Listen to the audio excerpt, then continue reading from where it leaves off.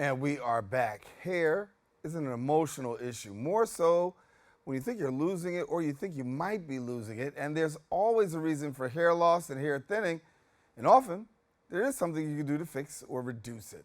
Our next guest is a specialist dedicating her career to helping individuals experience hair and scalp issues. Joining us now is the brand president and consultant trichologist at Philip Kingsley, Anabel Kingsley. And thank you so much for joining us. Thank you so much for having me, Darren. Annabelle, let me ask the question when we talk about men and women. I know for women it is definitely a big issue, and a lot of women talk about hair loss, but then we also have men, and we can be very, in the lead, I said very, very emotional, and that's mildly putting it when it comes to hair loss. But when we look at men and women, can you give us a little comparison as to who's experiencing hair loss more?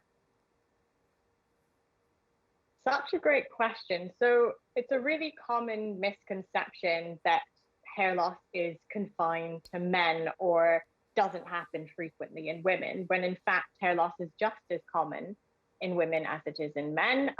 So there are many different types of hair loss. The two most common are male and female pattern hair loss. That's when you see a gradual reduction in volume of hairs over the top of your scalp.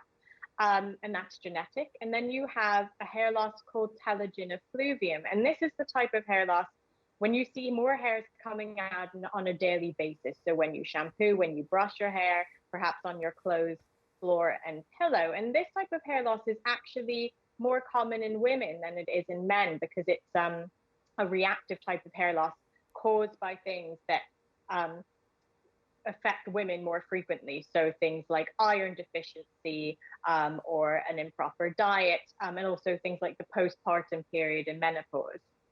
You talked about some of the ways that people experience hair loss. One of the ways that I've heard, you can help me out, clarify this for me, is when you wear caps. I hear guys say, "Oh, you should wear caps because the more you wear caps, the more you're going to lose your hair." Talk to me about the myth or the reality about wearing caps and hair loss. So that's a myth. So if you like wearing caps, go ahead and keep wearing it. If a hat were to be tight enough to actually cause hair loss, it would be so tight that you would pass out before it had an impact on your hair growth cycle. I suppose if you're wearing a really kind of scratchy hat or it has a lot of embellishments on it, it could potentially cause some breakage. But from a hair loss perspective, you're safe to wear them. Thank you for clearing that up. I got some people I need to call and tell them, and they're not telling me the truth and telling. I mean, I don't always wear them, but what I do, I've heard this before, so I'm glad I can go back and say the expert says this is false. Walk me through this here for a moment, because I want to take the time to understand about when a person does experience hair loss. Reversible, yes, no, maybe so.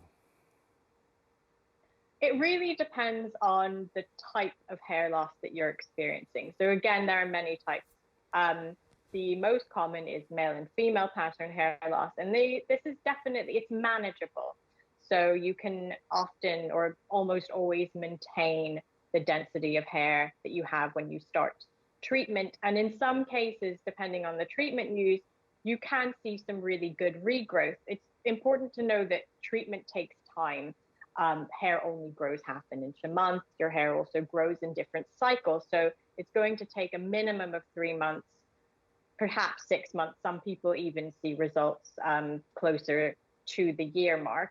With telogen effluvium, that is luckily, happily, completely reversible. It's about finding the cause, treating it, and then your hair will grow back as before. And the causes of that, they're really vast. It can be iron deficiency or a thyroid imbalance. It could be stress. It could be certain medications you're taking. So it's really important in those instances to have a really thorough blood test done to see what's going on. Yeah. Well, we know in America a lot of people deal with hypertension and the whole issue of stress. I want to unpack that for a moment Yeah. about, because you did say stress is one of those causes for Yeah. potentially having hair loss. Talk to us about stress and hair loss. Okay. Well, yes, stress is a big cause of hair loss. So if whenever I explain about hair, I I talk about how hair isn't an essential tissue. So psychologically, yes, it is definitely essential. How our hair looks and behaves can make or break our day. But from our body's perspective, it is a dispensable tissue. So if we were to lose all of our hair, we'd still be breathing, we'd still be upright. So it means it's a very sensitive barometer to general health, and anything that impacts our general health can impact our hair growth. Stress, as many people know, is really terrible for our general health. And in terms of hair growth, it can impact how we're eating. Potentially, you are skipping meals or you're reaching for foods of little nutritional value, and this can really impact hair growth and cause hair loss. It can also trigger or flare up scalp conditions like dandruff, and we know flaking of the scalp can also increase daily hair fall, can disrupt sleep, again impact the hair growth cycle, and it can also have quite a profound effect on our hormone levels, which again can also cause hair loss. So it creates this kind of perfect storm for hair issues. So stress management is very important. Yeah, I think a lot of people don't really recognize the impact that stress actually plays on, first of all, the body, and then after on the body, particularly, more particularly the hair. Let me ask this question. Yeah. And you can understand this because I'm asking for a friend. How do you care for your hair? I mean, a guy like me, I don't think I'm getting an afro anytime soon, but for those who do have hair, how do we care for it?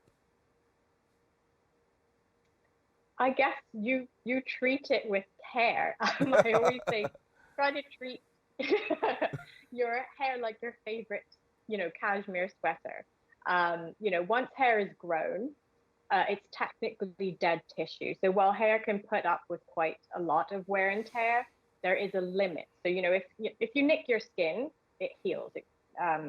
But if you nick the hair once it's grown by using a harsh hairbrush or heat styling on a high heat too often, it can really create this accumulative damage and a lot of breakage. So really be gentle, use very gentle hairbrushes or combs. Be gentle when you're running your hands through your hair. Make sure you're cleansing your scalp, as frequently as you can, because your scalp is skin. And when it is clean and clear and healthy, it helps to support your best head of hair. Yeah. And I guess another thing to say is diet. Oh, very important. Very important. We'll add that to we'll add that to the list. In introducing you, I told people that you're a trichologist. For somebody who may not be familiar with a trichologist, break it down for us. So, trichology is the scientific study of the hair and scalp. So all we do day in, day out is look at people's hair and scalp and help them with any issues they're experiencing. So we see men and women experiencing hair loss, from genetic male and female pattern hair loss to telogen effluvium to traction alopecia, or so traction hair loss or scarring hair loss. And we also help people with varying scalp conditions like dandruff, psoriasis, and seborrheic dermatitis. Holistic approaches, real quick. Holistic approaches that we can deal with hair loss. Yes, so we take a very holistic approach. It's so important because your hair is so reflective of your overall well-being. So it's not just about the products that you're using, it's how you're treating your body. Are you eating well? You're eating a balanced diet, not skipping meals, getting in all the various vitamins and minerals that you need every day. Are you managing your stress levels, in your yearly well check?